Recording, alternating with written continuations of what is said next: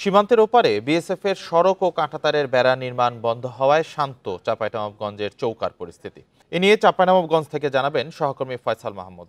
ফয়সাল, চাঁপাইনবাবগঞ্জের সীমান্তের যে জায়গাগুলোতে উত্তেজনা চলছিল এখন পরিস্থিতি কতটা স্বাভাবিক? আর গুলির ঘটনায় গ্রামবাসীর মধ্যে একটা উত্তেজনা ছিল, বিজিবি কি পদক্ষেপ নিচ্ছে বা কি নির্দেশনা দিচ্ছেন তাদের?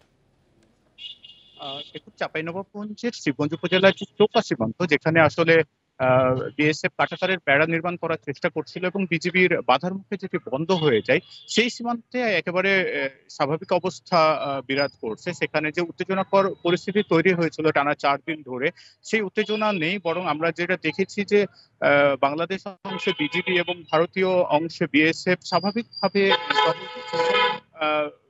উত্তেজনার সময় যে অতিরিক্ত জনবল মোতায়েন করা হয়েছিল, বিজিবি এবং বিএসএফ যে শক্তি বাড়িয়েছিল, সেই শক্তিগুলো আসলে প্রত্যাহার করানো হয়েছে। আমরা চোকা সীমান্তে যেটা দেখেছি যে 4 জন বিজিবি সদস্য এবং ওই পারে 2 থেকে 3 জন বিএসএফ সদস্যকে আমরা টহল দিতে দেখেছি। অর্থাৎ বিজিবির পক্ষ থেকে যেটি বলা হচ্ছে যে এটি হচ্ছে আসলে স্বাভাবিক টহল বিজিবি বিএসএফ এর, এবং দুই বাহিনী সহাবস্থান করছে।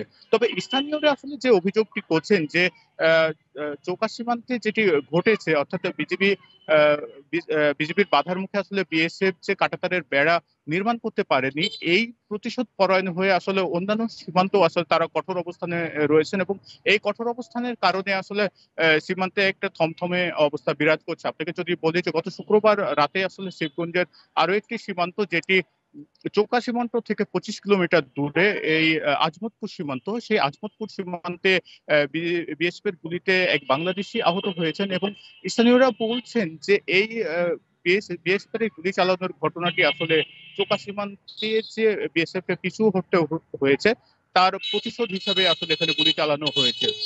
এই অবস্থায় আমরা যেটা দেখেছি যে বিজেপির পক্ষ থেকে যেটি বলা হচ্ছে যে সীমান্তে যেহেতু কঠোর অবস্থানে রয়েছে বিএসএফ, সেহেতু বাংলাদেশিরা যাতে আসলে সীমান্তে না যায়, অবৈধ যে অনুপ্রবেশ বা অবৈধভাবে যে সীমান্ত পারাপারের ঘটনা, তারা যেন সেই সীমান্ত এলাকায় না যায় এবং এই ঘটনা তারা না ঘটান। বিজেপির চাঁপাইনবাবগঞ্জে 59 ব্যাটালিয়নের যিনি অধিনায়ক রয়েছেন, লেফটেন্যান্ট কর্নেল গোলাম কিবরিয়া, তার সঙ্গে আমার কথা হয়েছে। তিনি যেটা বলছেন যে আসলে তারা বিভিন্ন সীমান্তে তাদের যে দায়িত্বপূর্ণ সীমান্ত রয়েছে, সেই সীমান্তে আসলে সচেতনতামূলক প্রচারণা চালাচ্ছেন। বিভিন্ন মসজিদে নামাজের সময় বলা হচ্ছে এবং মাইকিং করে আসলে মানুষকে সতর্ক করা হচ্ছে তারা যেন অবৈধভাবে সীমান্ত এলাকায় না যায়। তবে বিজেপির পক্ষ থেকে আসলে বলা হচ্ছে যে সীমান্ত এলাকায় একটি থমথমে অবস্থা বিরাজ করছে। চাঁপাইনবাবগঞ্জ সীমান্ত থেকে জানাচ্ছিলেন সহকর্মী ফয়সাল মাহমুদ।